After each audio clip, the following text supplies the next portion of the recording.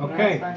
It's on. Just Okay. bring people up to date. Okay, welcome everyone. This is Sunday, March 30th, and my parents are away today in Seattle. And we've been praying for some prayer requests for the Coxes, for Tom's health, and other people who are sick. And Carlos is going to lead us today in Matthew 24. Your parents? Yeah, my parents are in Seattle with Robin Todd's group out there, having a meeting with all the people that get together in that state, and having a potluck today, I believe. So Next month, communion? next Sunday is communion, the first Sunday of the month. So we'll be doing that, and everyone should be back. We hope. Yeah. Anything else? Yep, just tell them we've been going, what we're doing, what we have been doing, and what I'm going to do. Yeah, I said Matthew 24. Right? What did And that you said, talk about? you said for homework that we should read Daniel Yeah. 9 through 12. Yeah, just rehash what did that did, just briefly. Last week. Yeah. Boy. No pressure, Sarah. No, just Not sure I remember. We read Daniel 11, I think, the end of Daniel 11, about the 70th week, the last week of the 70 weeks. And that in the middle of that week, at the 3.5-year point, there will be this Antichrist who sets himself and some kind of abomination in the temple. And we believe that means actually the literal temple, so there has to be one, apparently. It's not the church. The church is, or we can individually be called a temple of God, as Paul calls us, that we're supposed to take care of our bodies, but we're not the temple, apparently. So that's the Antichrist, and that's what Jesus mentions in Matthew 24 as well, with the abomination of desolation. And he says, let the reader understand, as Daniel wrote, so he's obviously directing us to know our Daniel passages. So that's why we read that. Okay, so Are you ready? Yeah, we'll see if this works. Okay, folks, so we're going to go around the room. So we're doing Matthew 24. Hi, everybody. I hope video, audio, the wives behind just let us know if any problems. I'm not. Do I have to press play? Should I be seeing a picture? No. I shouldn't be just seeing monitor the chat. Okay, so it doesn't So let matter. us know. Please partake. Be part of us. This is what it's all about. This is an online church as well. So we appreciate you tuning in. So the reason we're doing Matthew 24 is because Anthony's been doing Apocalypse, or the Revelation of John. I think he went through pretty much the first 5 chapters. So just about the Revelation, what it entails. This is called, not to be too, highfalutin, but it's the eschatology, which means the end days of what's going to happen. So we're going to fill in the gaps with details. Now, our standard, obviously, as Christians, is Jesus. So Jesus goes into detail in Matthew 24. You got the parallel passages in Mark 13 and Luke 21. So if you want to look at that in your own time. But right now we're going to focus on 24 because that's basically the meat of the prophecy.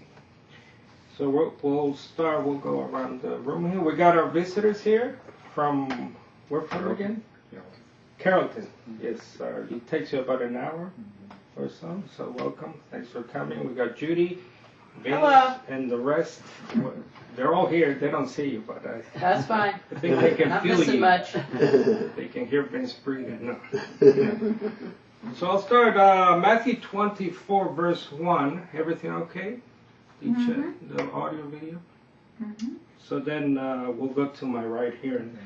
Verse 1, now as Jesus was going out of the temple courts and walking away, his disciples came to show him the temple buildings.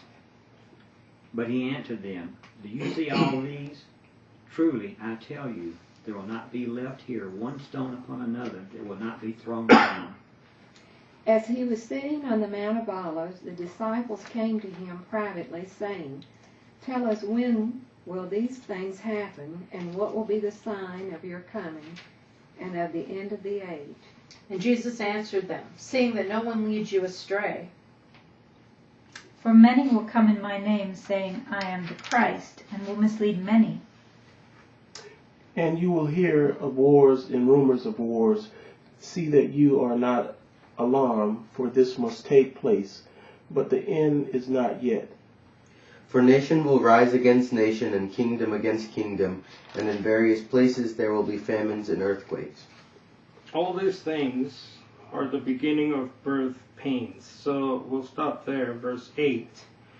So Jesus here is with the disciples in the temple. I think the Markan passage says that when they go, so they're coming out of the temple, they're on Mount Zion, as it's called, and then they walk, I guess, to the other side, which is the Mount of Olives, and so they're overlooking the city or the temple. So Mark, I think, adds that this is a private conversation. It's not really a preaching. He's not preaching to people about these things. So this is an internal matter for now. And I think Mark mentions that a couple of the disciples are asking these questions, but I guess we could imply that it's a conversation happening with all of them. It says privately, verse 3 here. In here, in verse 3. Oh, your version says privately? Yeah, mine the does disciples too. came to him privately. Okay, thanks. All right, yes, this one does, to him privately, yes. So that's verse 3. It's a private conversation. Jesus often, if you notice, has little sort of side, private conversations. For example, he has one about the sower, the parable of the sower. So he preaches the parable as a parable. A farmer went out and spread seeds, but then the apostles in private ask him, what does that mean? So he tells them what the parable means. He doesn't tell the people. He tells his in people for some reason. And then he said something interesting. He says the secrets of the kingdom have been given to you. So that's an interesting little internal conversation there. And this is similar. So they're at the temple, and they're obviously speaking about the temple. I think Mark actually says, look at the adornments, look at this, so they're obviously talking about that temple. And then we go on to the mount where this private conversation is taking place, and he starts warning them. Now the warnings here are a series of warnings that the Old Testament prophets make as well. So we got famines and earthquakes, which we find, that's verse 6, and you'll find such warnings in Isaiah, Haggai, and Zechariah. So this all has to do with the end days, the eschatology, the Jewish end days, as the prophets were preaching hundreds, if not 1,000 years before Christ. So you have that. You have the generation here. The age. So this is about the end of the age. So we got verse 6. This version says, but the end is still to come. I don't know if any of your versions has the end of the age or such language there. I don't have age in mine. Okay, so that's in verse 3. Right. As he was sitting on the mount, his disciples came forward to us. Oh, I have that. When we descend, and what will be the sign of your coming and of the end of the age? That one. Some translations don't have age. They have either incredibly enough time, the end of time, or world. Now, world in Greek is cosmos. It's a different word. The word here is eon or aeon. Now, that word is an interesting word because it can mean the present world, right, the cosmos, but it also can mean the present evil age. Like Paul talks about the God of the present evil age is Satan. So the word can also be translated universe, which is interesting. For example, in Hebrews 1, it says that through Jesus, right, God created the ages. Now the word there is the plural of eon, which is aeonos. Sometimes it's translated ages, but usually it's translated universe or worlds. But it really should be ages. Now the point I want to make here is very important, because in the Jewish view of the world was one of ages. For example, you had the age of Noah, right? You had the age of the Davidic kings, for example. Then you had the age of the prophets, and now you have the age of Jesus, and so on and so on. So they saw life, they saw the world as a series of ages, or another word, epochs, or stages of life. And in each succeeding one, God either made pacts, like the Davidic pact, the New Covenant pact, etc. So it was a way for the Jews to understand the world and how God had set it up. So the world's going through these different ages. Now here, to go back to the scripture, the subject is the end of the age. Now this is a topic, again, that goes back to the prophets, Isaiah, Zechariah. You look at them all, especially the later or so-called minor prophets. Their interest, their focus is on the end of all these ages, or of the age, to be more precise. So on this view, they see creation as not having an end as such. In other words, the world's not just going to blow up. It's funny because when I see like science fiction movies, I was watching one called After Earth, the Will Smith one. I don't know if anyone's seen it. And it's about these guys, they fly off because the Earth has been obviously destroyed by us. That's the human hubris that we think we're going to destroy the world. And then they come back to the world. But it's still there, and they're surprised. Oh, it's still there. We didn't blow it up. So it's the end of the age. It's the end of this epoch, or this period of time, to give way to a new age, which we'll look at later. What can we also say here? So, for example, there's a good quote here I found in one of the Jewish books, extra books of Judaism. It's the 4th book of Esdras. I think it's in the Catholic Bible. But it's only interesting because it gives you a picture of what the Jewish mindset is regarding creation. It says, the highest also has looked upon the proud ages, and behold, they are ended, and his abominations, or God's desolations, God's destruction, are fulfilled. So that's an interesting text from an extra biblical Jewish book from hundreds and hundreds of years before Christ. What else can we say here? Now, these are warnings by Jesus, again, following the prophetic warnings. Now, Jesus is not as harsh as Zechariah or Haggai. Those guys, if you read them, they're pretty horrible pictures. God will burn up the wicked, and he'll destroy them. He'll use them like chaff, like hay, and I mean, it's very graphic stuff. But here Jesus is just warning that if you see all these things going on, it's not the end yet. So we're going to keep reading, and we'll see why it's not the end yet. So you shouldn't be, to use a ghetto word, sucked in. We shouldn't be deluded into... why? Because the problem is... First of all, the world goes through these things all the time. I keep hearing, oh, it's so bad today. Oh, this youth. Or, oh, the crime. Or all this.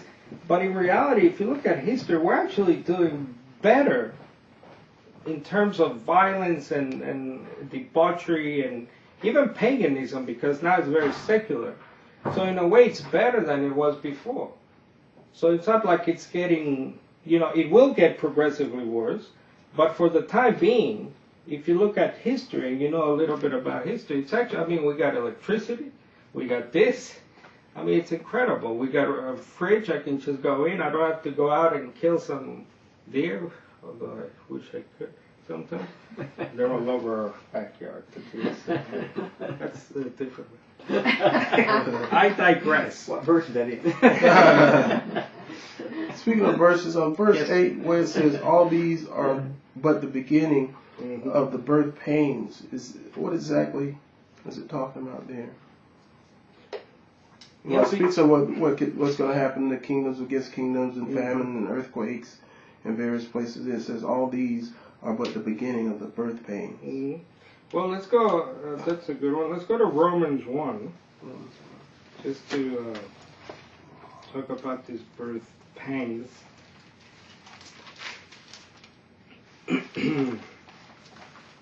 So if we go to Romans 1, verse 18, Vince, Paul actually harks back or echoes the prophet's warnings about these birth pangs. In verse 18, he's talking about the wrath of God that is soon to be revealed, right? Mm-hmm. And then he goes on to say that in verse 20, for since the creation of the world, people have known about God, but have ignored God. They've turned to idols, to paganism, and they exchanged the glory of God, says verse 23, right? The glory of the immortal God for an image. Then he goes on. I'm looking for the birth pangs here.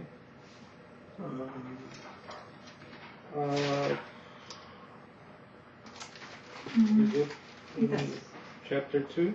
Romans 8, isn't it? 8, okay. 8. Maybe. So that's the setup of Paul for the birth pangs. 8:22. He's saying that because of this, God's wrath is going to come. But then in Romans 8, thanks Sarah, 8:22, let's go on 18, verse 18. 8:18 of Romans, for I consider our present sufferings cannot even be compared to what's about to come. Verse 19, for the creation eagerly waits for our immortality, I would paraphrase there.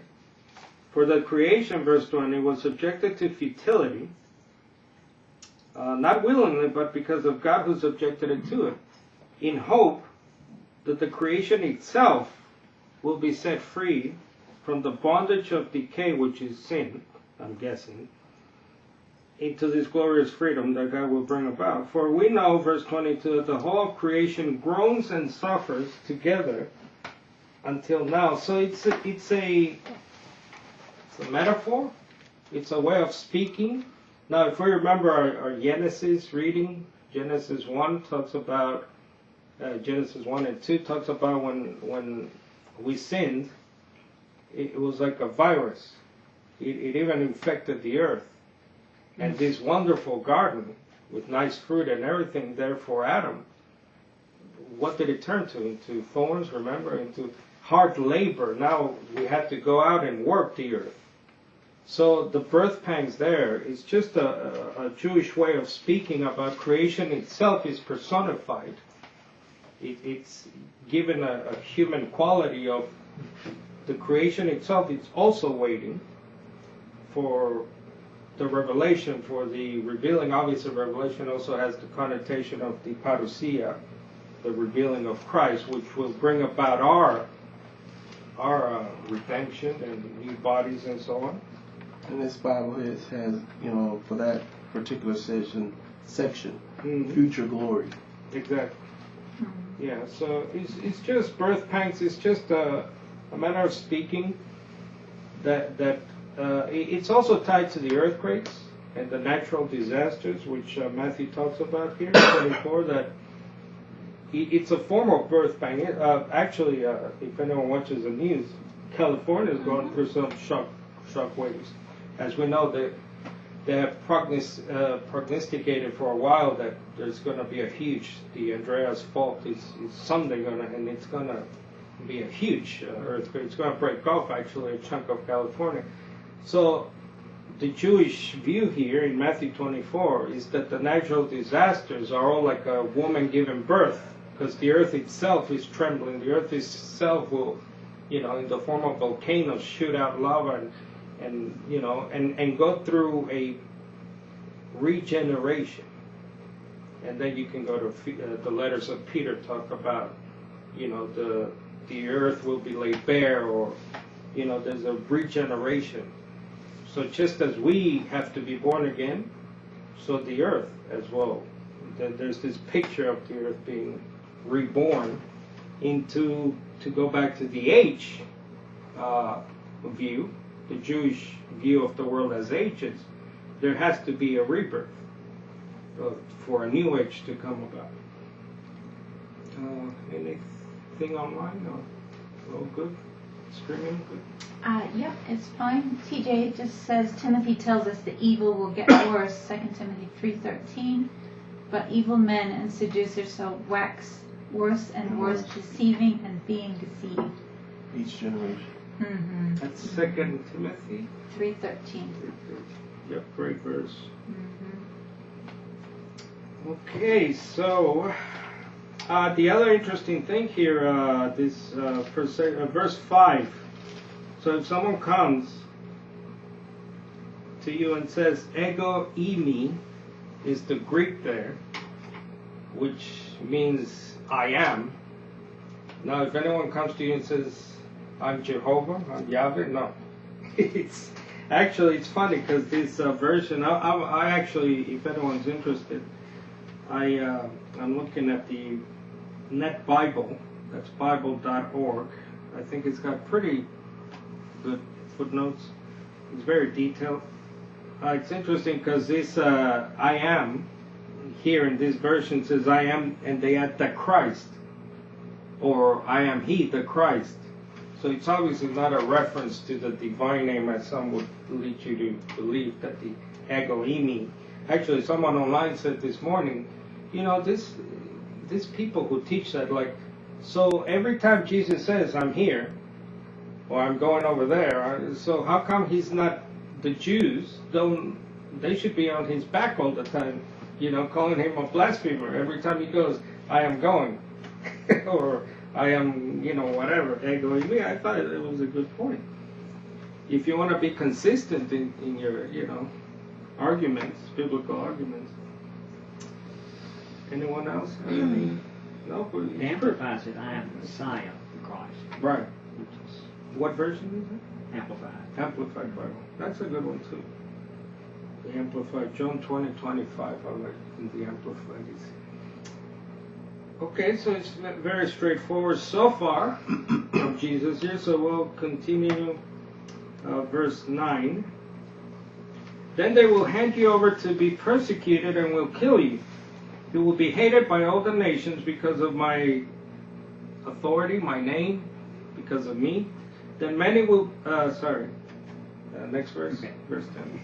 And then men will be offended and repelled and begin to distrust and desert him whom they ought to trust and obey, and will stumble and fall away and betray one another and pursue one another with hatred.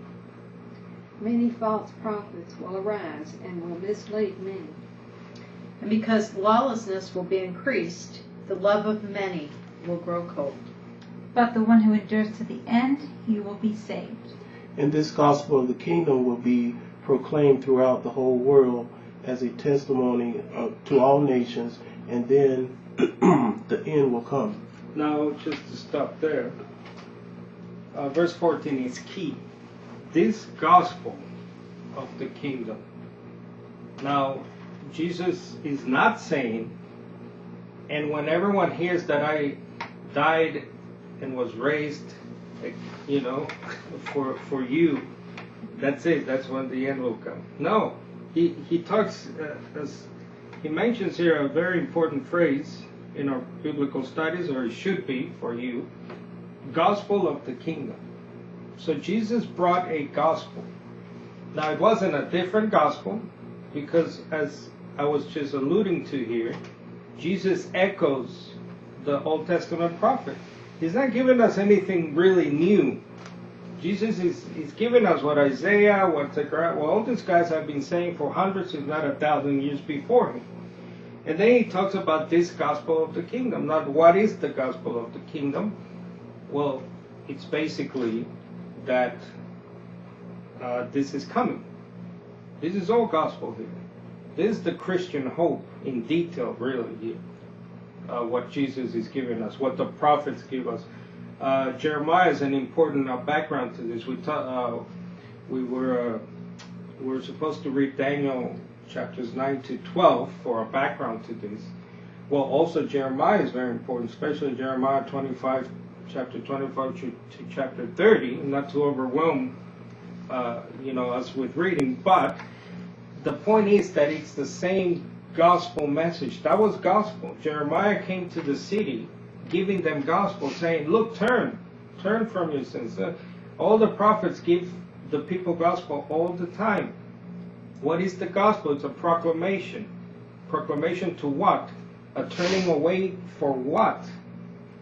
Well, it's a turning away, not just so you can be a better person, or so that you can have a healthier lifestyle. I'm talking about people with vices like smokers or drinkers, heavy smokers, or heavy eaters, like me. It's not just about, stop eating McDonald's. No, it's about that plus. Christianity is about those things plus.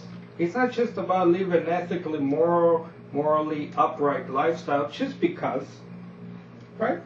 Love your neighbor just because you want to love your neighbor. No, the added dimension of the Christian message is this thing Jesus calls the gospel about the kingdom. I would add the coming kingdom because it's coming. Now, this gospel, just to add another important factor here, is that it's always coming. In the days of Isaiah, it was coming. In the day of Zechariah, it was at hand. And that was 500 years before Christ. And guess what?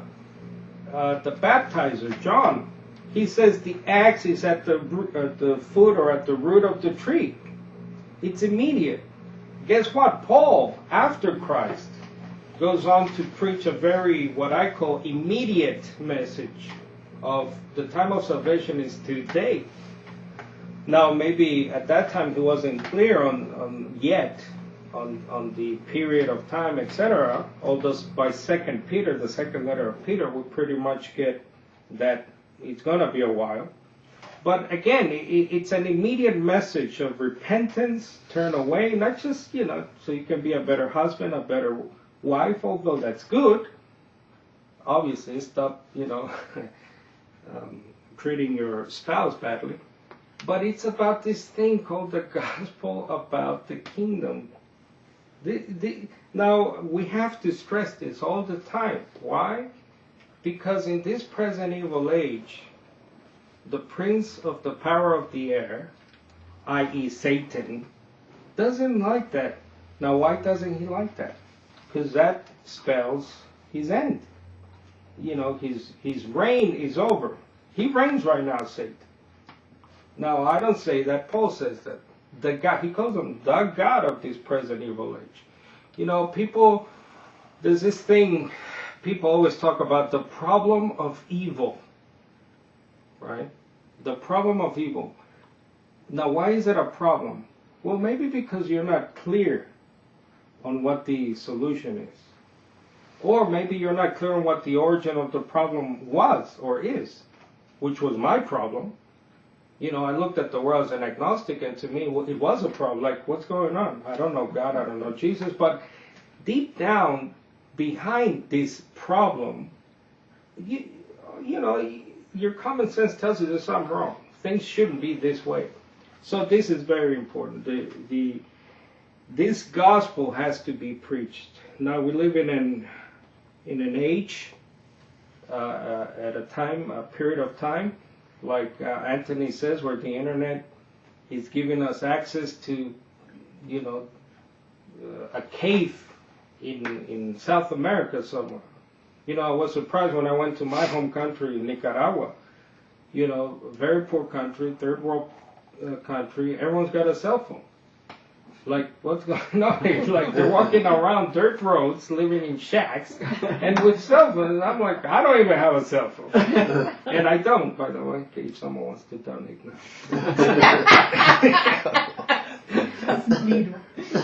Any comments? Yeah, can we go back a bit? Michelle is reminding us that the verse 5 here, these correspond to the seals in Revelation chapter 6.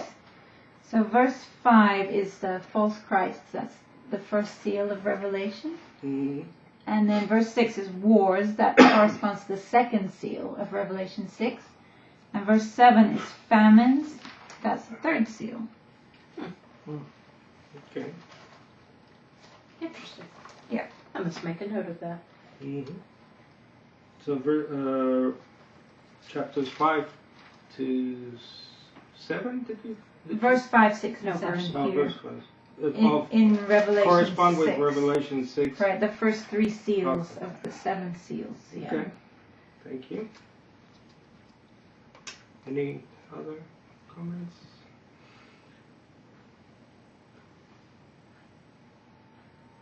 Okay, so we'll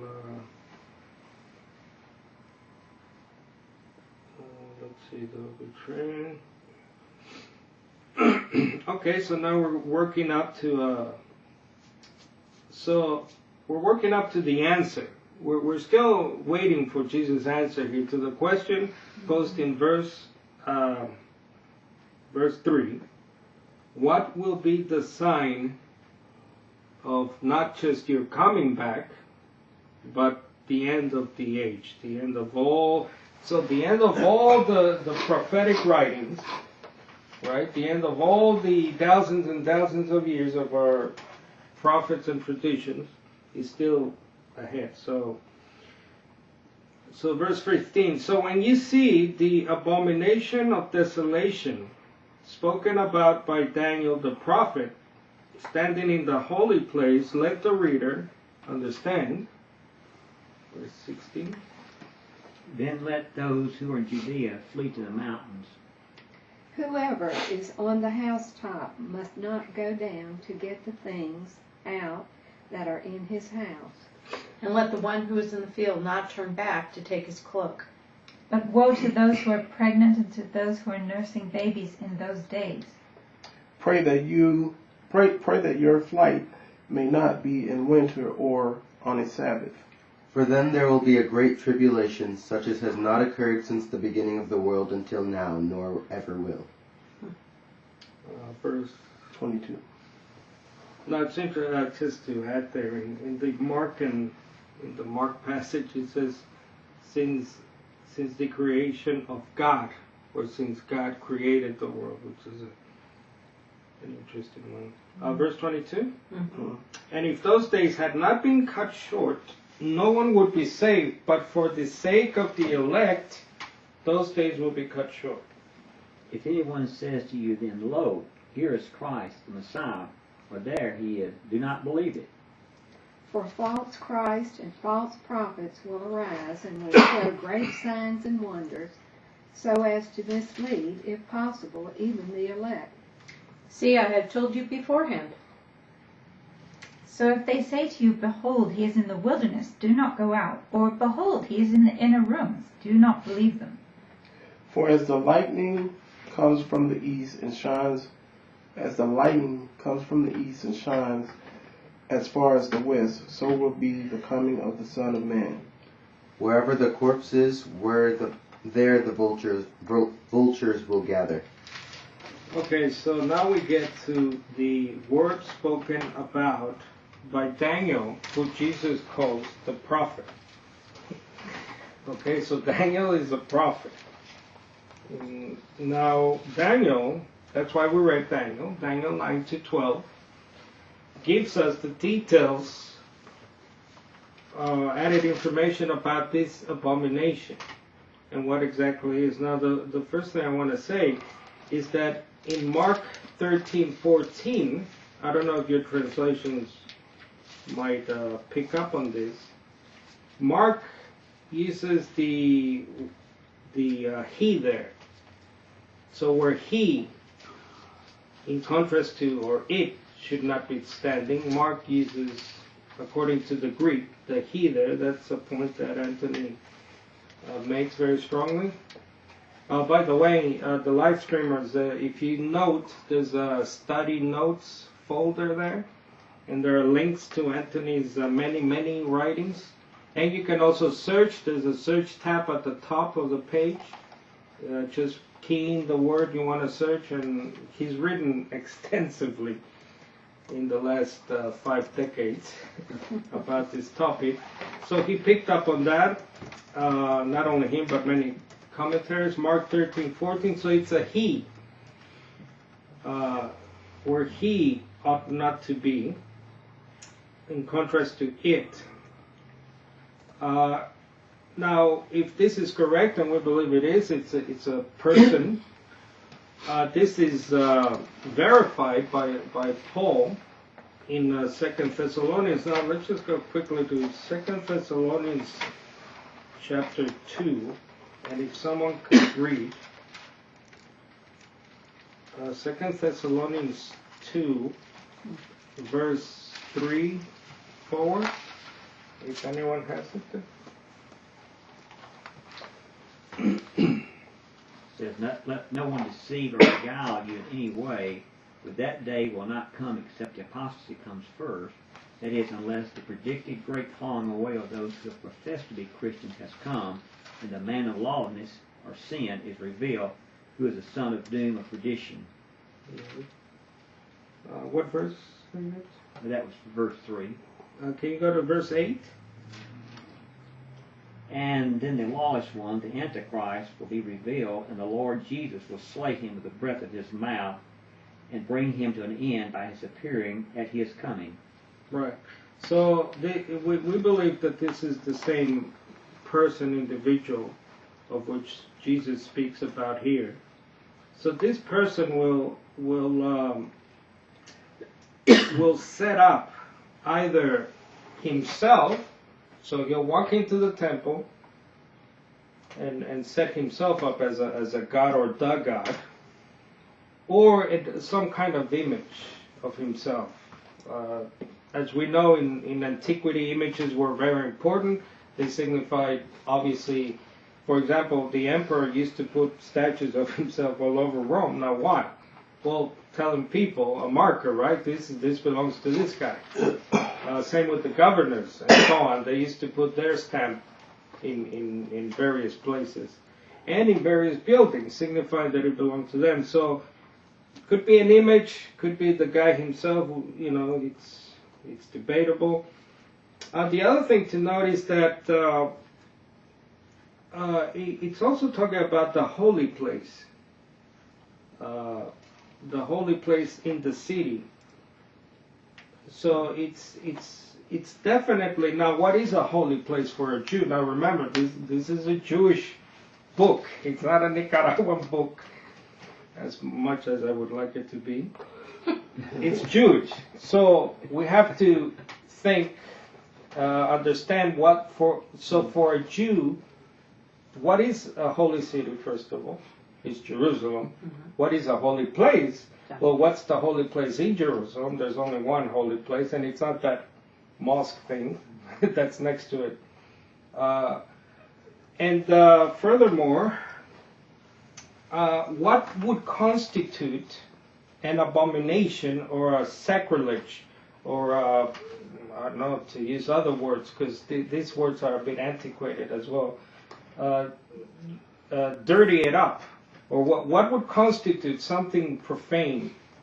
You know, well, if we look at history, and if history is any indicator, I was reading the First Jewish War, which led to the destruction of the temple from 66 to 70 A.D., around there. And it's interesting because what triggered that was that the Romans went in and basically stole the temple money. Now that to them was pretty outrageous. Now, it wasn't on the level of an abomination. It was just a simple theft, because they said, oh, we're going to tax you more. So they go in and steal the thing. But to me, it would be probably someone like Caligula going in there and putting his statue in the temple, which never happened, but that would really constitute, a sacrilege or profanity of the temple, if I'm looking at this with the Jewish spectacles. Any? Couple questions. Yeah. In 2 Thessalonians 2, 6 and 7, who or what is it that restrains the lawless one and will be taken out of the way? Randy is asking. Who? Randy? Randy. Yeah. I don't know. I don't think we know. I don't know. If we go to Daniel, I think it's in Daniel 9, when Daniel starts his prayer, Randy, if you go there, I think it's an indicator, it's a marker of what could be, but it's the archangel Gabriel shows up.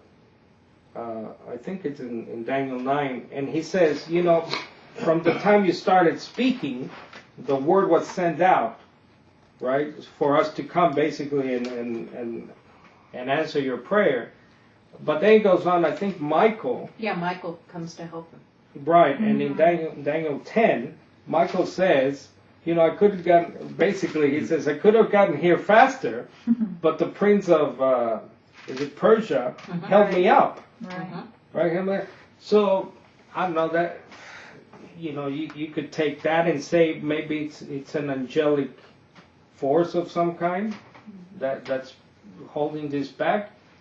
Maybe if you go to, for example, we'll keep reading here, and we'll see an interesting reference about the number of Gentiles. Did we read that already? Nope. No? So we'll get to that. Maybe it's that the number of Gentiles or the full number of the church people haven't been gathered up yet. I don't know. Yes? One other question first. What do you think about the future temple in relationship to the current mosque that is there now on the Temple Mount? What, in terms of what? I don't get. How do you think that's going to be possible, that there will be a temple built? Right. Is it The going to mosque be? will be destroyed and they'll build a temple. It's great. Right. Yeah. So there's no mosque and they build a temple on the site. Yeah. It has to be It has to very be. specifically in that place. It can't, God's not going to, it's Yeah. referenced too many times to know, we know where it's supposed to be Mm-hmm. and where it's going to be, not where it's going to be. Right. So that Yeah. means something's going to happen to that mosque. I would say not necessarily. Really? Okay. Yeah. No, first of all, because if you go to Israel, and if you look it up, they're not sure where the temple began The original, okay. and where the temple ended. Got Really, it. they're not sure. Okay. Second of all, the mosque is not the abomination. Yeah. I don't think that's it is. fairly clear. So they could build a temple next to door. they could even build it, on the other side. If you look at, because they just don't know. They're not clear on the dimensions of the temple.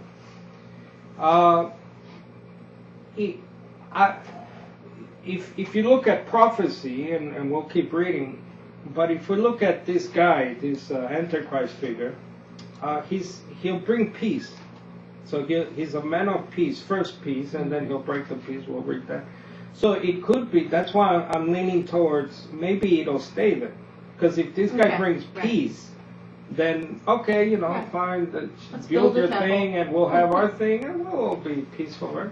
Maybe so, but Yeah. that's debatable. Tom says that there are books that suggest the current mosque is not in the original temple Exactly. site, that it's several feet off. That's right. So You can still maybe build there's a room temple. for both. Yeah. That's right, Tom. Yeah, It's I just the read political same. situation Right. is so Yeah, fiery. Yeah. but Tommy's very more so than I. Mhm. Right? He's very well versed in this. But there was a story a couple months ago, Tom. If you don't know that, people in the government of Israel, not just little groups, but like the minister of something in Israel, was already in talks with Saudi Arabia, Arabs, Muslims, and they were saying, yeah, we'll back you up with the temple, with the building of a temple. I don't know if you caught that. I'll send the link out to you. So that's interesting. So it could remain, it could be destroyed, I'm not sure. But I'm guessing probably not, because if you destroy that thing, there won't be any peace. I don't think they'll take to that kindly, the Muslims. Anything else? 24:24, Matthew 24:24. Yes. For the false Christ and false prophets will arise and perform great signs and wonders, so to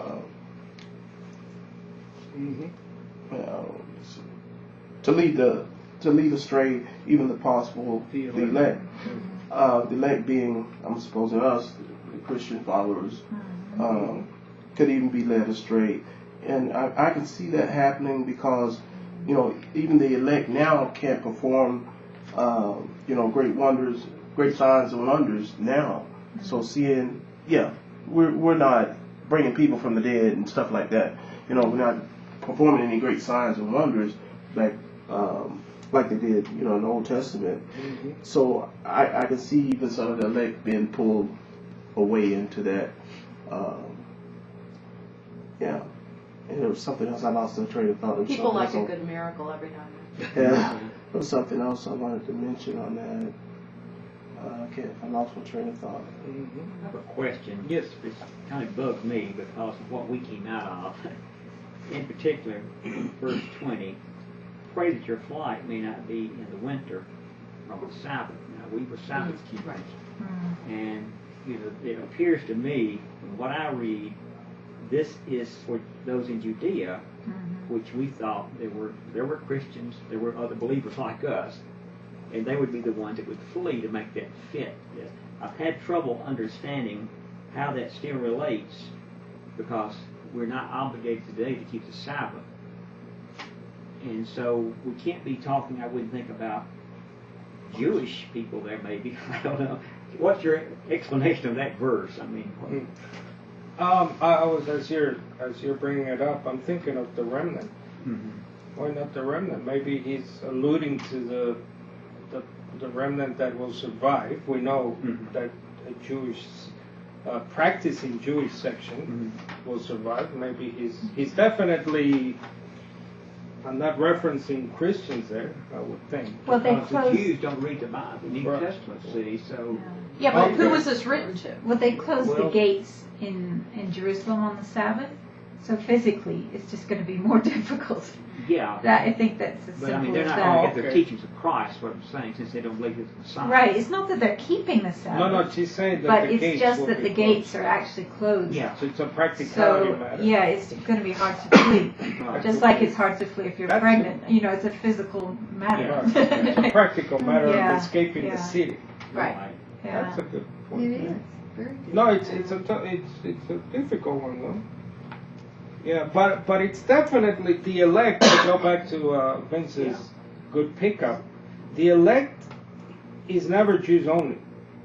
Okay, the elect, sometimes translated the saints, is Christians.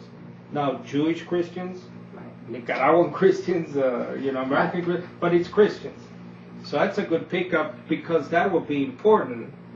As we keep reading about the elect are still here. We're still here. We're going through this whole mess.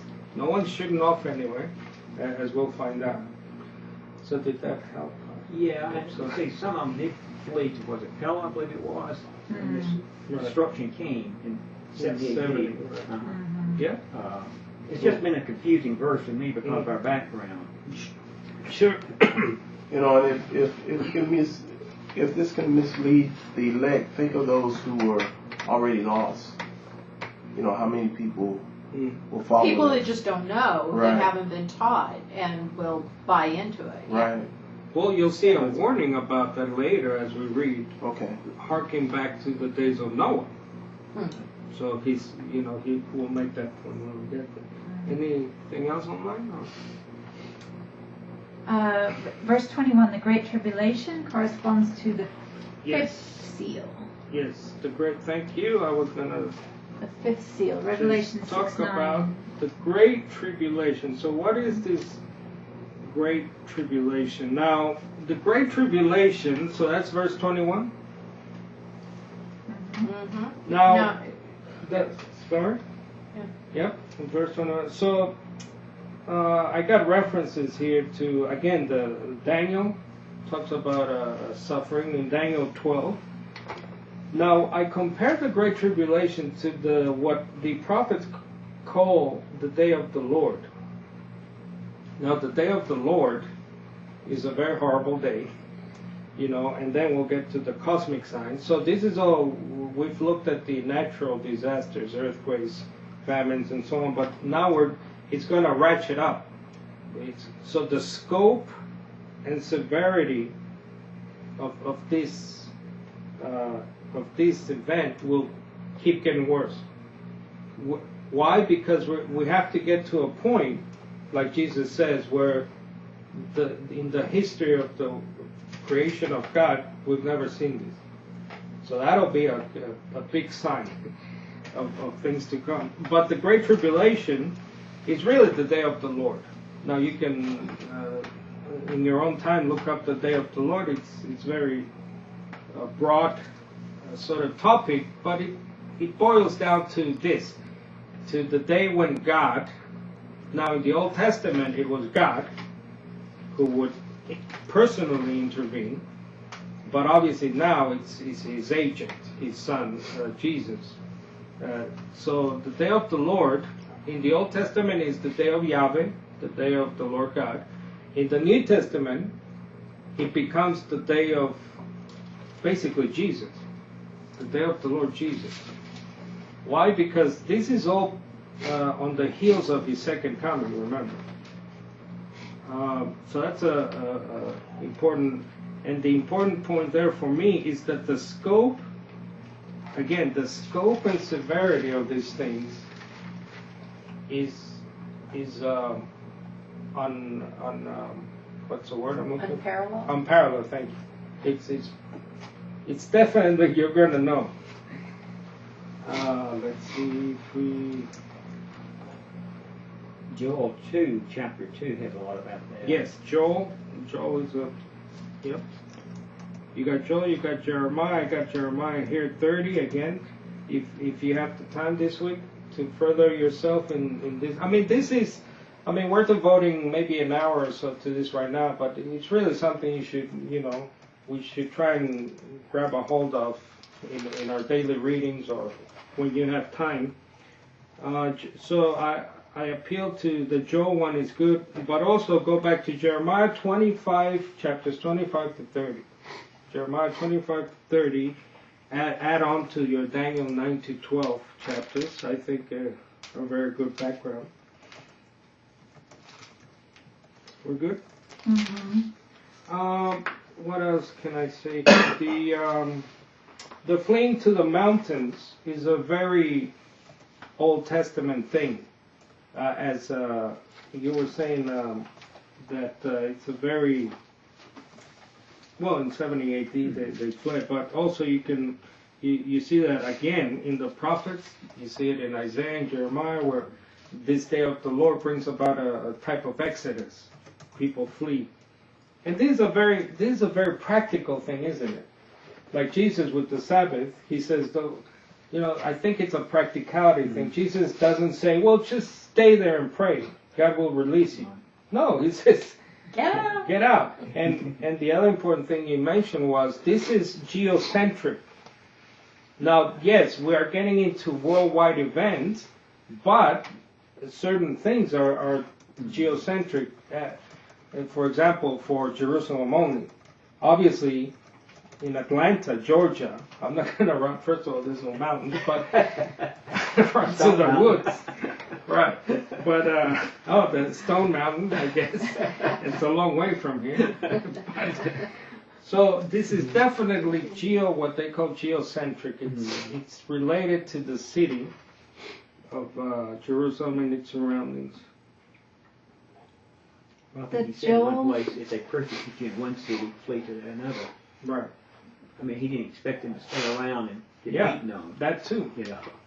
That's a good point. So it wasn't just go to the mountains. If you can't, just Take off. get all the way. Yes? The Joel passage, what verse Joel does that 2? correspond to? What verse in Matthew 24 are we saying Joel. corresponds to Joel? It's something about the day of the Lord. Okay. Oh, it's about the day of So the just Lord. in general, not, Yeah, in general, not a the day of the particular Lord. verse. Yeah, I was referencing the day of the Lord, and it's all over the place. Joel, Jeremiah, Zechariah, Haggai. Jeremiah, where do you have? 30, I have here Jeremiah 30, 31. 30, verse 7. Okay. Sorry, that's the Great Tribulation, Jeremiah 37, Okay. Great Tribulation. Yeah.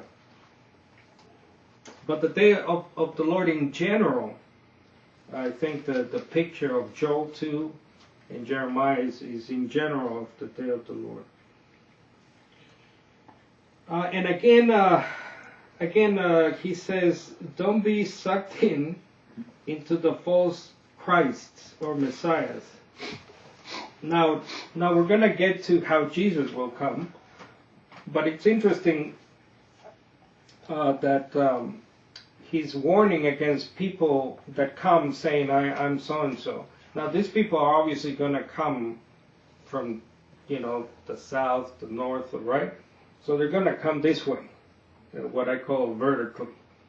But we'll soon find out that the real guy who comes will come in a way that none of them. So all these guys might come with power, quote unquote, some satanic power to mislead the elect, but it's all vertical comings.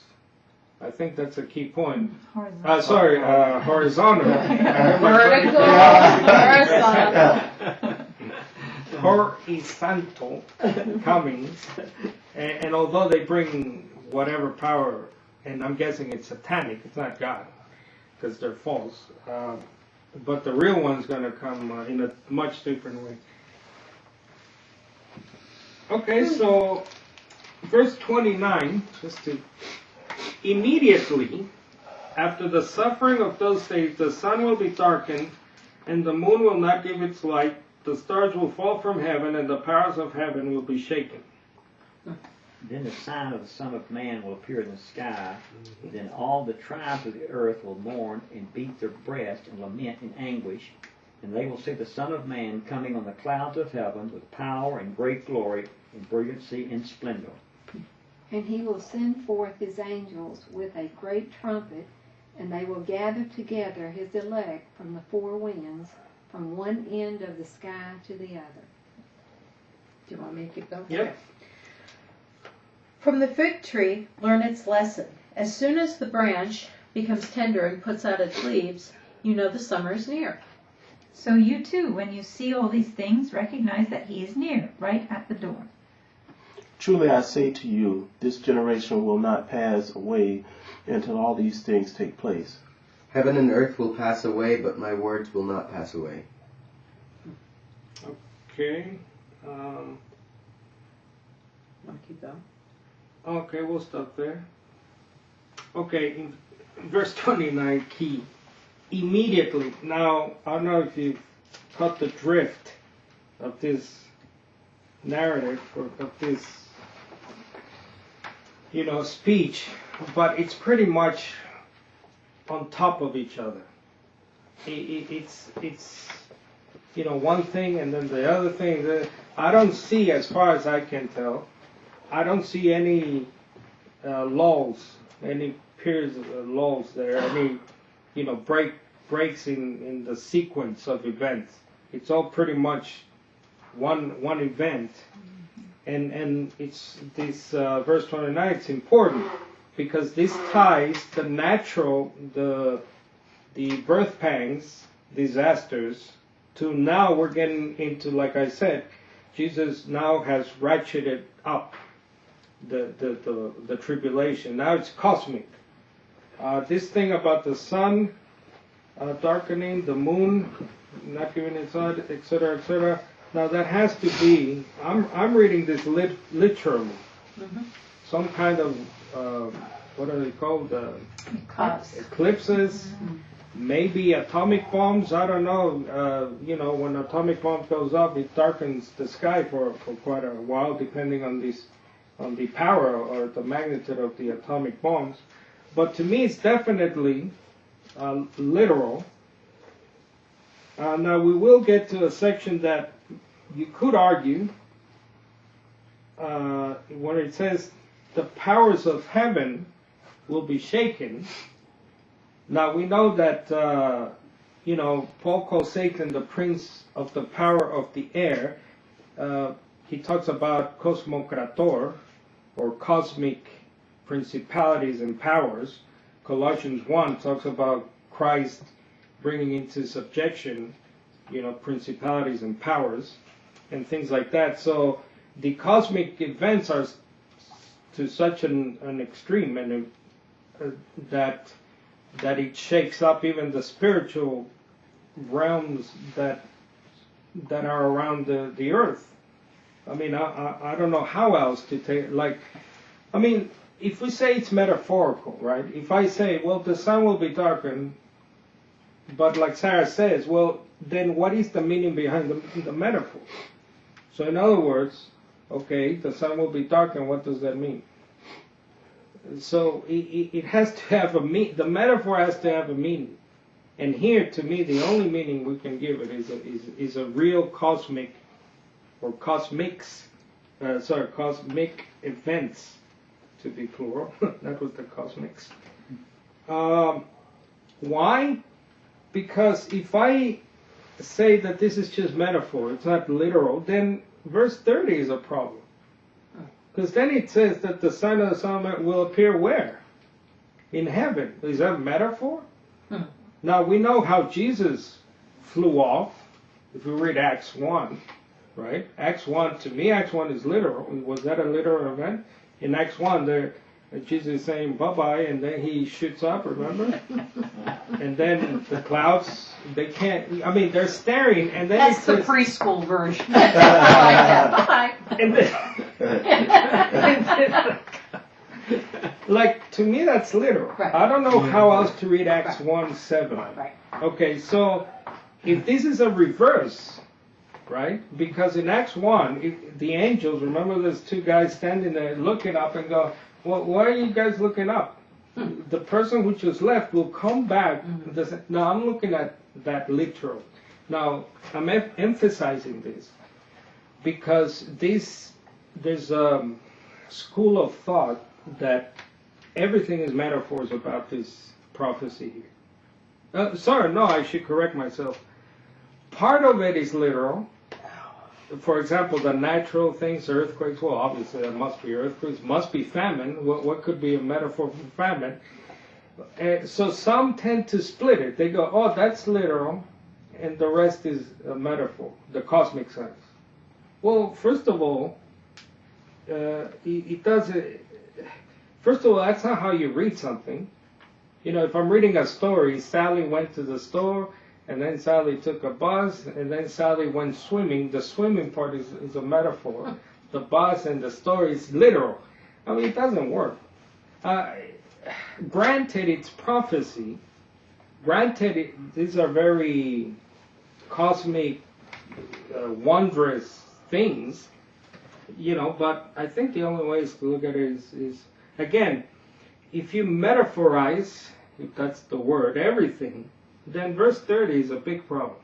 Then we don't have a sign in the sky, and we don't have a son of man in the sky. Well, and then that would lead you to believing some Joe Schmo that's in Indiana saying, I'm the Christ. Right. Because, our thing, our number, what I consider one of our key points in understanding this is actually seeing Christ come in the clouds from heaven. Mm-hmm. And that's huge. That means that he didn't just appear, in New York City on a street corner and said, hey, I'm him. So, the deception, if you believe in if you follow that train of thought of it all being a metaphor, then it leads to the lie. It leads to the lie of the false prophets and the false Christ, and it allows for you to buy into that. And that's a great point, Judy, because then all the warnings of Jesus, he just gave you repeated warnings.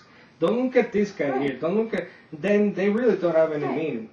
Because, like I said, they're all horizontal warnings, if you will.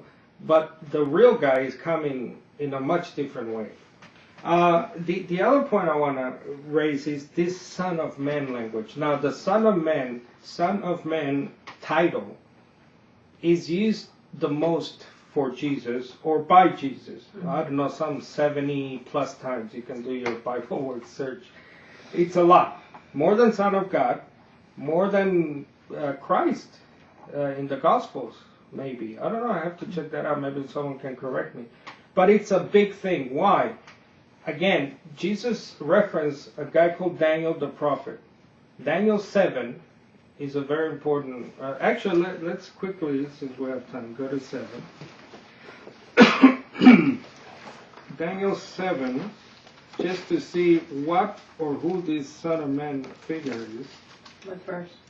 Let's start in verse 8, if anyone can read that. Where'd it go? 7, 8. I considered the horns, and behold, there came up among them another horn, a little one, before which 3 of the first horns were plucked up by the roots. And behold, in this horn were eyes like the eyes of a man, and a mouth speaking great things. Okay, where is... Oh, Yep, keep going. okay. As I looked, thrones were placed, and the Ancient of Days took his seat. His clothing was white as snow, and the hair of his head like pure wool. His throne was fiery flames. Its wheels were burning fire. A stream of fire issued and came out from before him. 1,000 thousands served him, and 10,000 times 10,000 stood before him. The court sat in judgment, and the books were opened. I looked then, because of the sound of the great words that the horn was speaking. And as I looked, the beast was killed, and its body destroyed, and given over to be burned with fire. As for the rest of the beasts, their dominion was taken away, but their lives were prolonged for a season and a time. I saw the night visions, and behold, the clouds of heaven. There came one like a son of man, and he came to the Ancient of Days and was presented before him, and to him was given dominion and glory and a kingdom, that all peoples, nations, and languages should serve him. His dominion is an everlasting dominion, which shall not pass away, and his kingdom one that shall not be destroyed. Amen. Amen. Say amen to that? Hallelujah! Amen, because that's what this whole thing is about. The kingdom and us getting the kingdom with the Son of Man. Now, the Son of Man. Now, you're going to find yourself out there in liberal land of biblical studies. You know, you find this argument. Well, Jesus almost always, talks about this Son of Man in the third person. Right? In other words, the Son of Man will do that, and the Son of Man will do this. You know, that's a third person sort of, like, you know, like I could say, you know, and Carlos went to Vegas or something, although I haven't done. But that's in the, so that's the argument. And he really doesn't, you know, it's not clear whether, because he speaks of the Son of Man in those terms, it's not really clear that he is the Son of Man. You know, he's, well, just to quickly go to, if you go to Mark 14 and the, and Jesus is arrested, and he's in front of the Jewish leaders, or the Jewish council known as the Sanhedrin. He's being tortured, he's being slapped around, and he's being questioned. And what are the questions? Right? Now, they're not asking, you know, have you been stealing from the temple court? Have you been, you know, sleeping around Jesus? We hear. No, it's a very pointed question about who he is, which is the whole thing that the Jews never either didn't get or didn't want to get. Who this guy was. What verse are you? Yep, if you go to verse 60, 14:60, then the high priest asked Jesus, have you no answer? What is this that they are testifying against you? So Jesus is silent. again, the high priest asked this guy, "Are you the Christ, right? The Son of the Blessed One, or the Son of God?" Jesus says, what does Jesus say? Can someone read me the version? I am, and you will see the Son of Man seated at the right hand of power and coming with the clouds of heaven. Now that's verse 62. Now this is a big, I think this is big in terms of this silly, I think it's silly, that Jesus is doing two things here. Not just, yes, I am the guy, but he's not just doing that, but he ties it to the Son of the Blessed One, or the Son of God figure. Now the reason this is important also is because in Judaism, through the centuries, the millennia, they started to develop different ideas of exactly how many messiahs or how many sons of men God would send. You know, because God's sending us a lot of saviors. He's sending us Moses, he's sending us David. You know, and if you remember in the book of John, followers of the baptizer actually sent people to further verify that Jesus, are you the one, or are we expecting some other guy? So they're all in a muddle as well, Judaism, at this point. And I think that added to their misunderstanding or issue of not getting who Jesus is. So he does two very important things. Yes, he's the Son of Man. And by the way, Son of Man, in a quick word study will tell you that in Jewish writings, Son of Man is a human being. Ezekiel, who uses Son of Man language a lot, he calls himself Son of Man. So it's a human being. So yeah, so that's and if you note what happens in verse 63 is very interesting too. The high priest does something that is illegal in Torah. In other words, the law of Moses prohibited the high priest from tearing his robes. But this guy's so outraged. Now, why is he outraged? Well, not just because this guy is claiming to be that figure, who's a human being. He's a heavenly figure, but he's still a human being, right? But what does that say about the high priest? You get it? So it's not just outraged over you're saying but so what does that make me? If you're the Son of Man, and I'm slapping you around and I'm about to crucify you, what am I? I'm Satan. I'm the beasts. I'm the evil, wicked rulers you're going to crush. So it's a very interesting response. Any response here? Just agreeing. Big Button Bob says, every son of man is a man, don't you think? Hence the title, Sons Yes. of Man. That's a good point. It's agreeing. Yeah. Now, to be fair, angels, right? The Old Testament talks about angels who appear to be human beings. So, in Daniel, for example, Daniel talks about a man who comes to him or shows up, but the man happens to be an angel. Now, but it's clear in the text, though. You're given a name, Gabriel or Michael, so usually it's clear.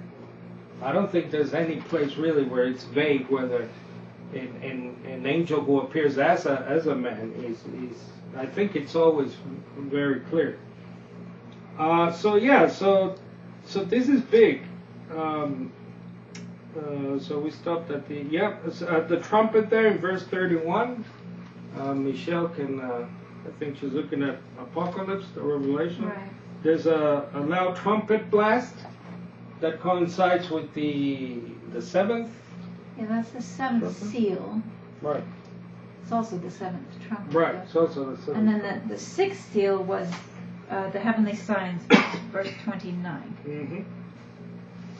So if you, I'm not, as you can, although I appreciate Michelle's Apocalypse connections, but I don't want to. It's a broad thing, the seals and the trumpets, but it's good. It does apply to the sixth, and then the seventh is the trumpet, and obviously Paul talks about the trumpet that Jesus, when he comes, right? A trumpet of an angel will announce him or such thing. Yeah, but again, you can do this in your own time, or we have to be brief here. So the seals are very much corresponding. The seals and the trumpets are very much corresponding with this prophecy. Anything else? Let's see.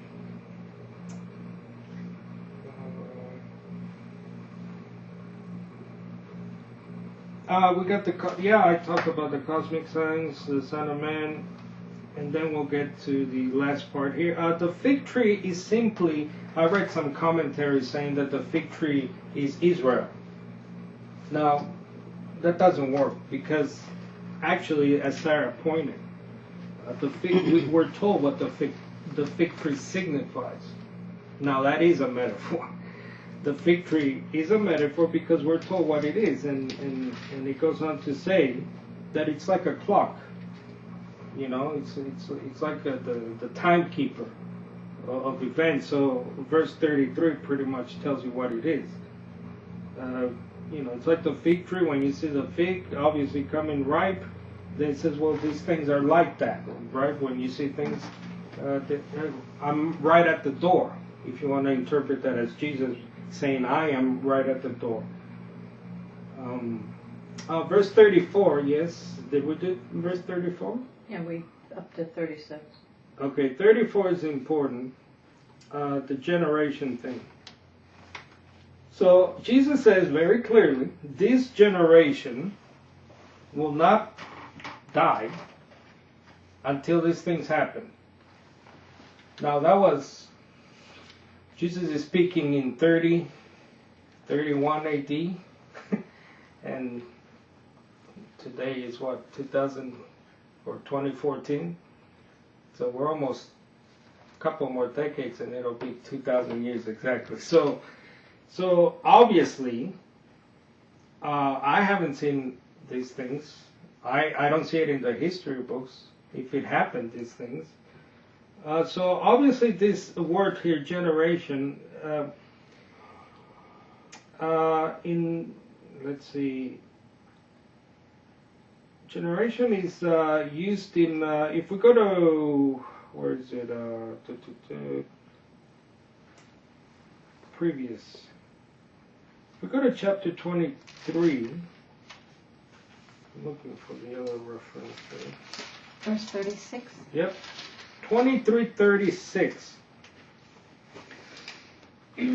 Again, this is a warning. Jesus saying, I'm going to send you people, I'm going to send you prophets, I'm going to send you teachers, but you're going to flog them, you're going to kill them. So, because of all that, the blood, listen to this, verse 35.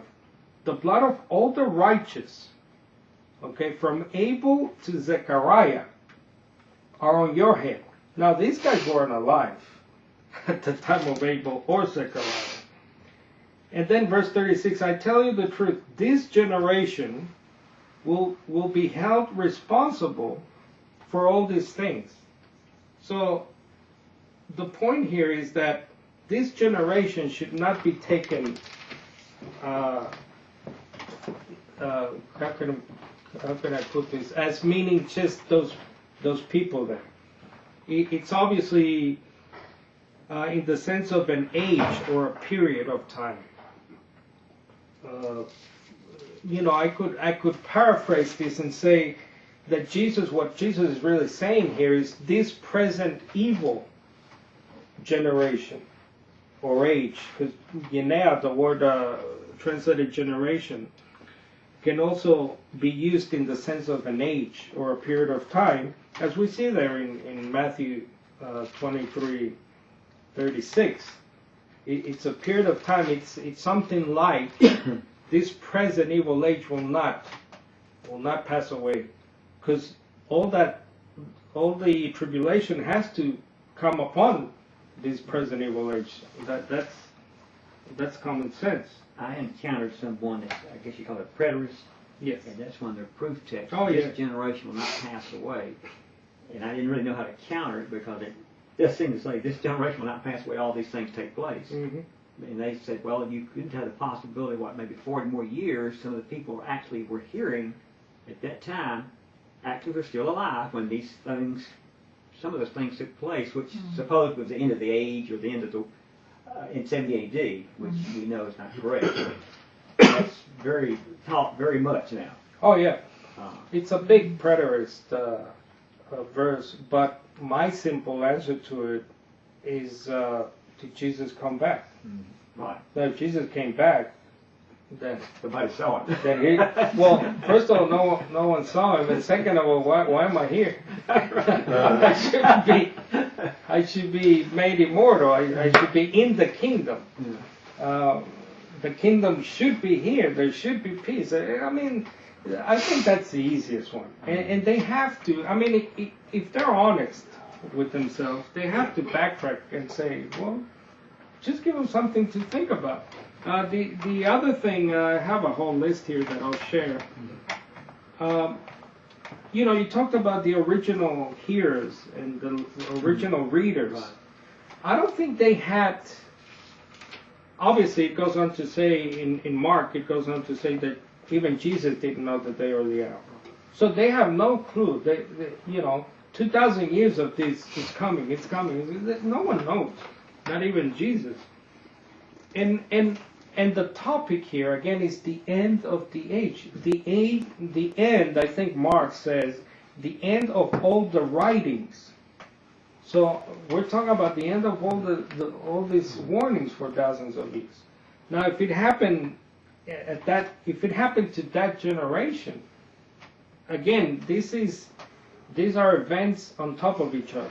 These things are happening continuously. It's not a break. I don't see a break there.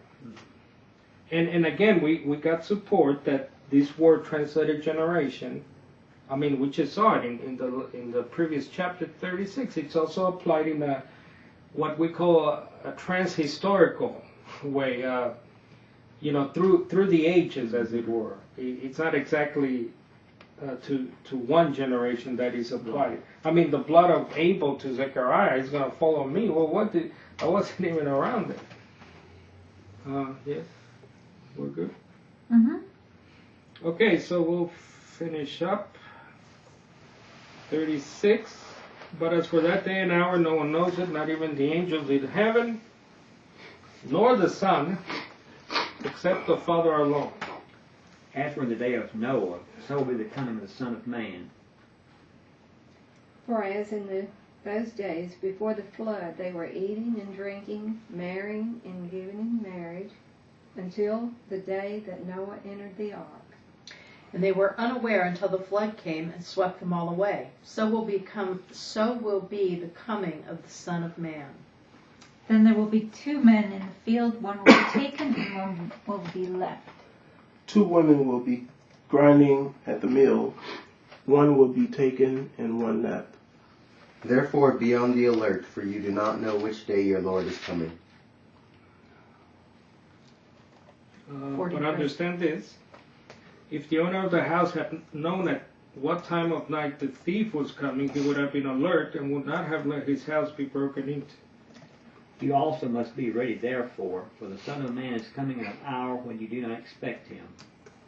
Who then is the faithful and sensible slave, whom his master put in charge of his household to give them their food at the proper time? Blessed is that servant whom his master will find so doing when he comes. Truly I say to you that he will put him in charge of all his possessions. But if that wicked servant says to him, my master is delayed, And begins to beat his fellow slaves and eat and drink with drunkards. Where are we? Then Then the master of that slave will come on a day when he does not expect him, and at an hour he does not foresee. And he will punish him, cut him up, and put him with the pretenders, or the hypocrites, and there will be weeping and grinding of teeth. Oh man. Now that's a verse a lot of people don't like. I posted this up one time on my Facebook, and someone commented saying, Jesus never said that. What are you on about? Jesus never spoke that way. So this whole section, really the last section here, again warnings. The days of Noah there, like Vince alluded to earlier, it's about immediacy, the speediness of the destruction that will come upon people who are unaware for whatever reason. And then really talks about Jesus the thief. Jesus is the thief here throughout. And he's really the thief throughout the New Testament. Paul refers to Jesus as a thief in the night. Peter as well in 2 Peter 3 and Apocalypse, Revelation also talks about Jesus as a thief in the night. Now the thief image, again, there's this, I think, wrong teaching out there that, well, that's also applied to Christians. So Jesus will come for us like a thief in the night. No, he obviously is making clear here that so you will not be caught unawares, right? As a thief would catch someone unawares.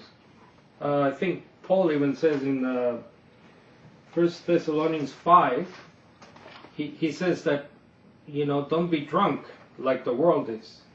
You have to be sober of mind. Now it's a metaphor. It's sobriety, is that a word? Of mind. It's not drunk. So again, it's not about Christians being caught unawares. It's about the world being caught unawares, like the days of Noah. There's the faithful slave who he blesses, and like I said, the one that he doesn't bless, he actually, my translation says he cuts him in two. So this is a very,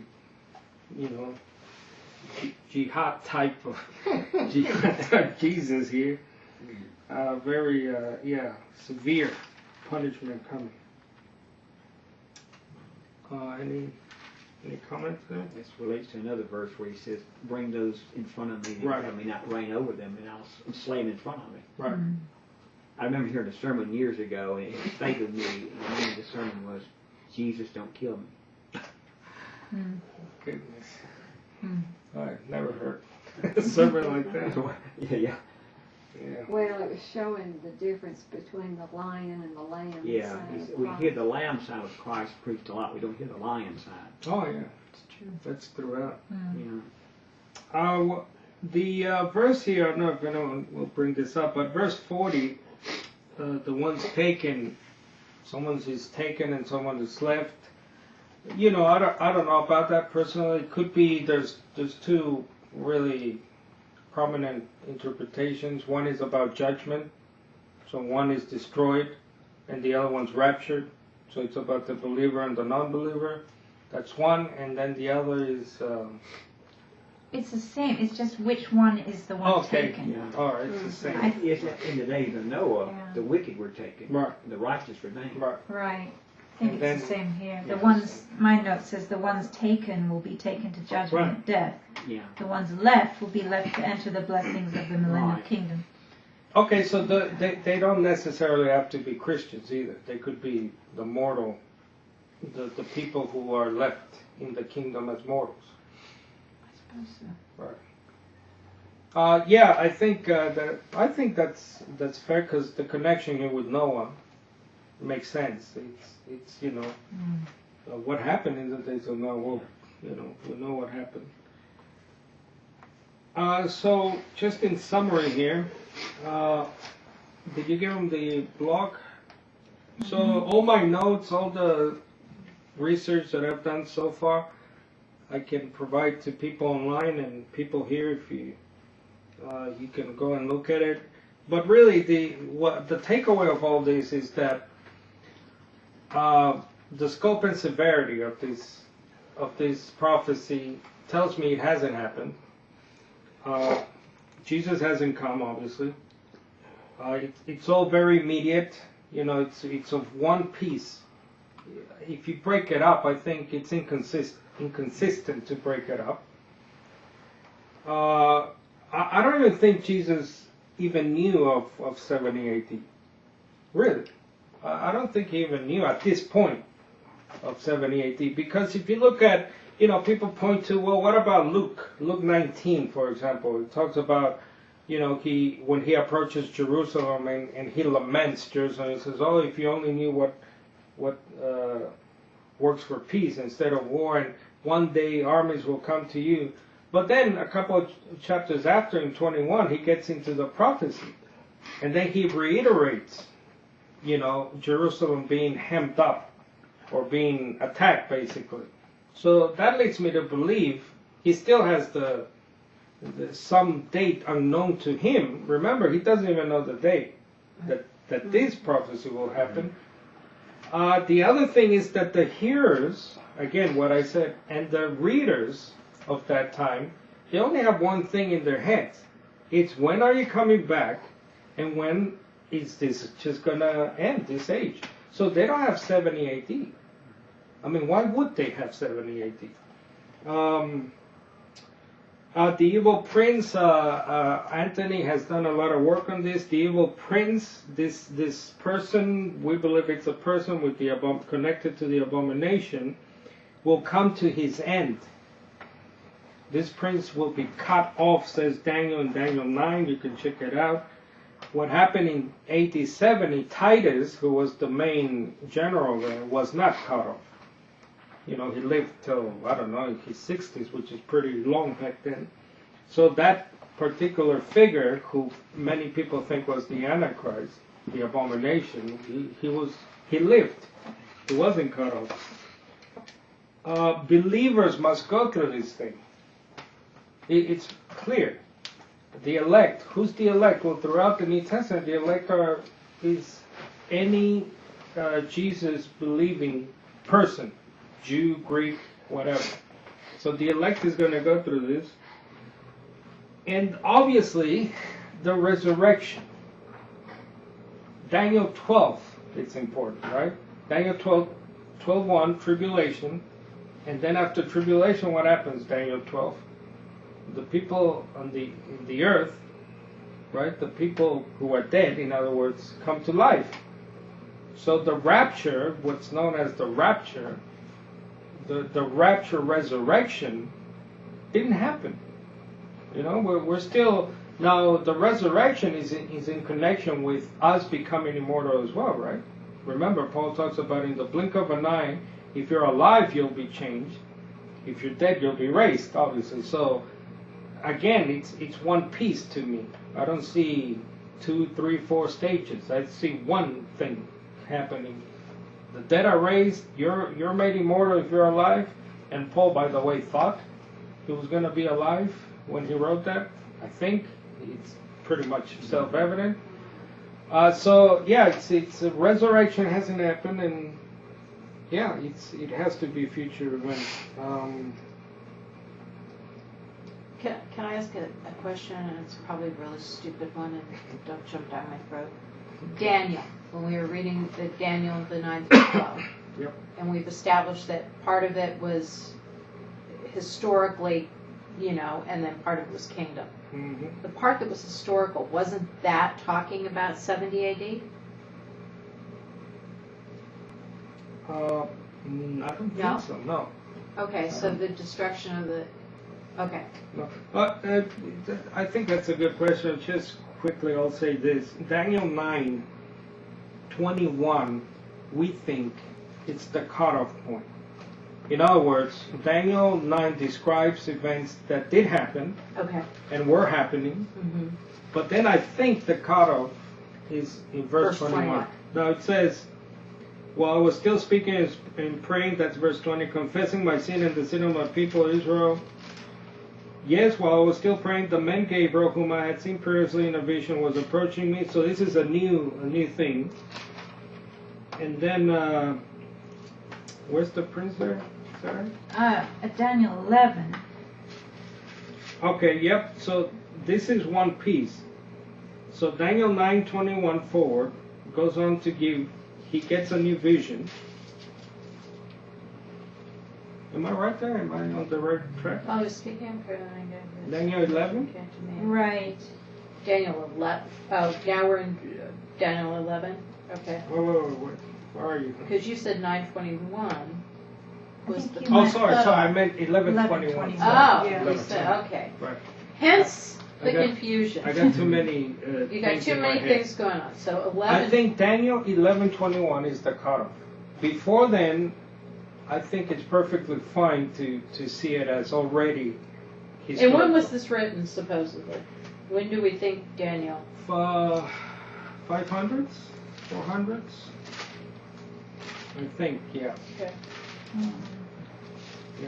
yeah. I think because the Yeah, 537. yeah 537 500. BC, yeah. Because traditionally, Antiochus, who came around 200, so 300 is that, traditionally he's been put in the place of this wicked prince in 1121.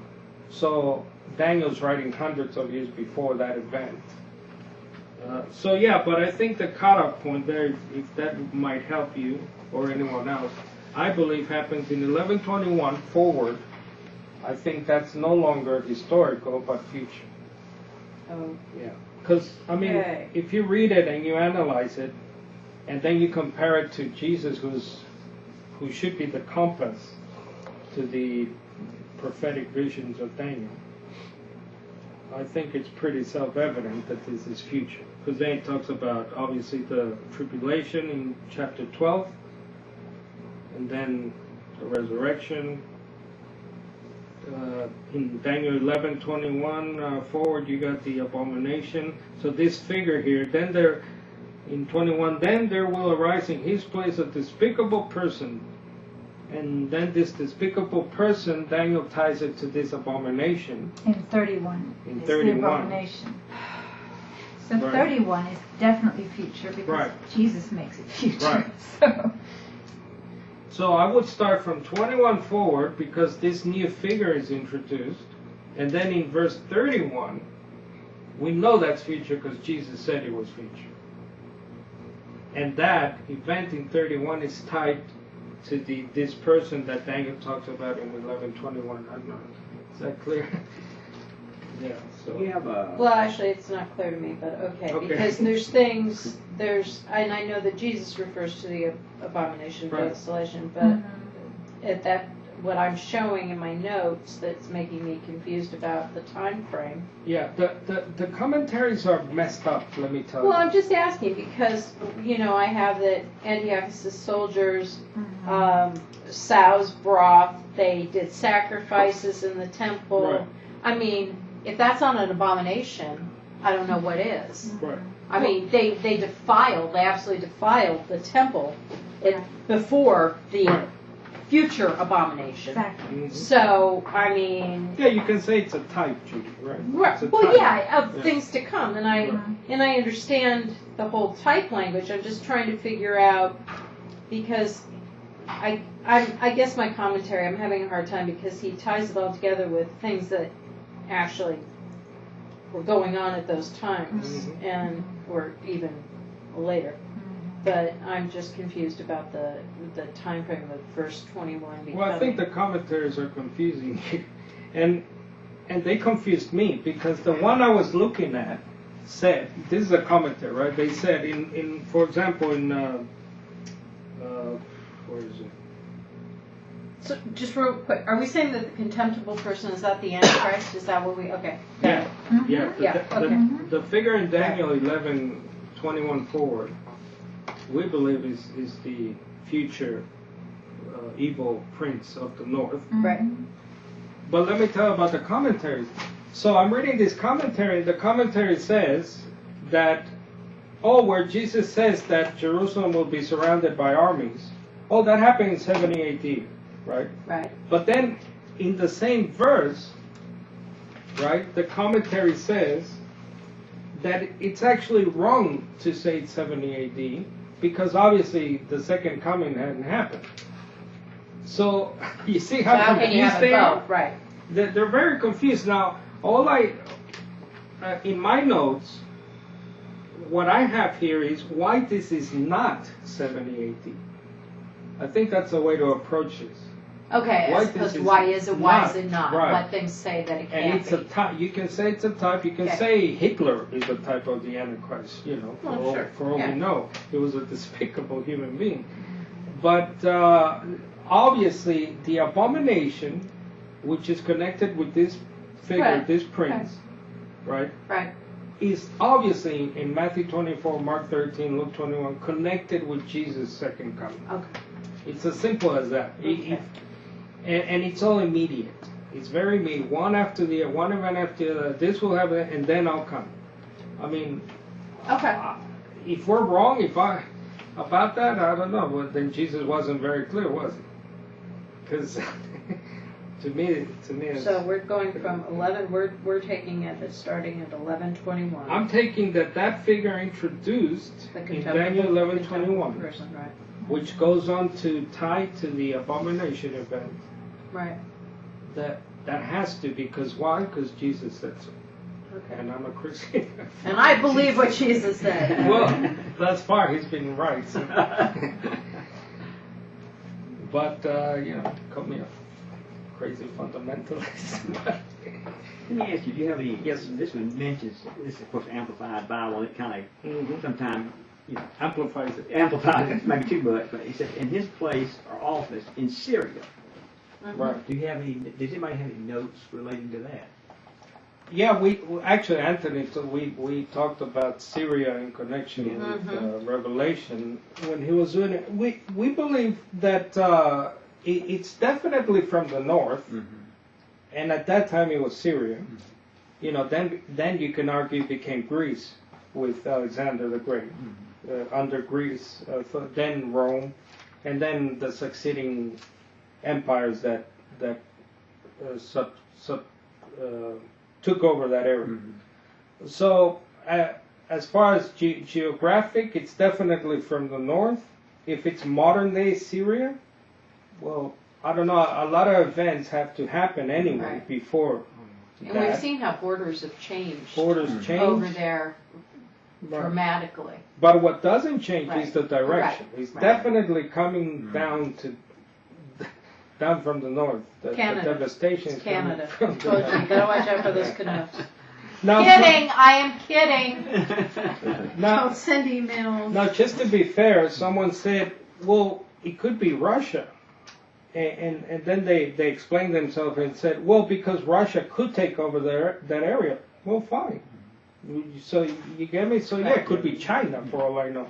Right. But China takes over that. The point is, It's that region still. we This- believe Who's in control of that region? Yeah. We don't know, but we still know it's going to Right. be the Middle East. And as to the fellas, the Antichrist, the evil prince ethnicity, is that the word? I Yes. always get And that no, word you're wrong. right. You're right. Again, I'm not dogmatic on it, because if borders change, Right. if the guy could be, I don't know, a Chinese governor placed there, who then heads south and does the devastation. But again, according to Jesus, you need many things in place before that ever happens. So, And and here's the thing with adding your own thing there and saying it's a certain type of person, is that there's people are nuts, and people start hating on other people for just because they think that's where it's going to come from. And you've got to really be careful with stuff racial like that, divides. because I mean, it's already bad enough. Do we really need to add to it, but start worrying about all that kind of stuff? And quite honestly, I don't think I'm going to be alive to see it, but that's another story altogether. So yeah, I think you've got to just be. You can't add in what you think, because you don't know. Yeah. We don't know. No, and obviously as Christians we know we can't. We have to try not to hate anyone, not Right. to despise anyone, and obviously in Christ there's no racial Right. component anyway. Yes. So I don't care what you are, as Right. long as you believe what Christ said. So yeah, did you put the blog thing up? The link? Okay.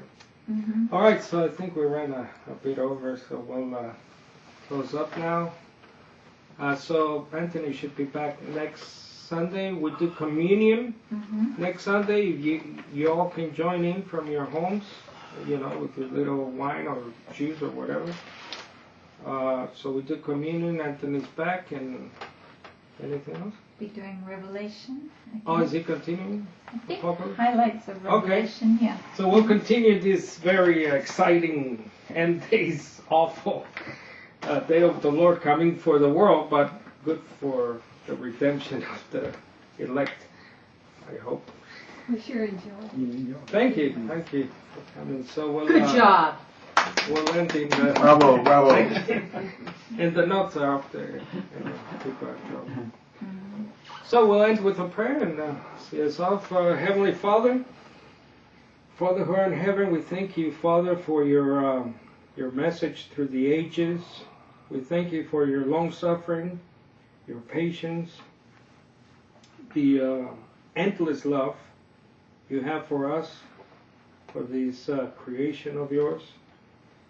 Despite ourselves, despite our unbelief sometimes and our vices, we thank you for waiting for us and future generations, if that's your will. We thank you for the visitors. We ask you for all the petitions and prayers that you heard today and any other ones out there. We thank you for our online community, the brothers and sisters and their families. We ask you for their safety.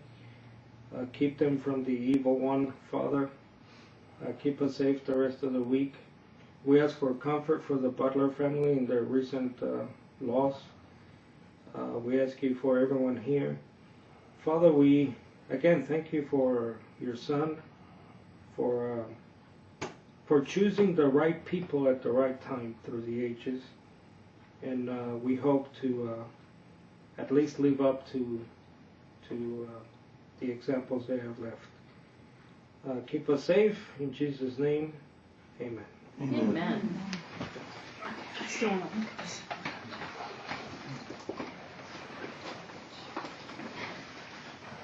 Okay. You guys gonna be taking over to the house, right? Yes. Yes, we're going over there. Oh, you're still going? You still feel all right? I made it this I far. don't know how to- All right. But I need to just do something on the chat thing. Yeah. That will still be on. Hey, Carlos, would you do me a big favor? Hold on.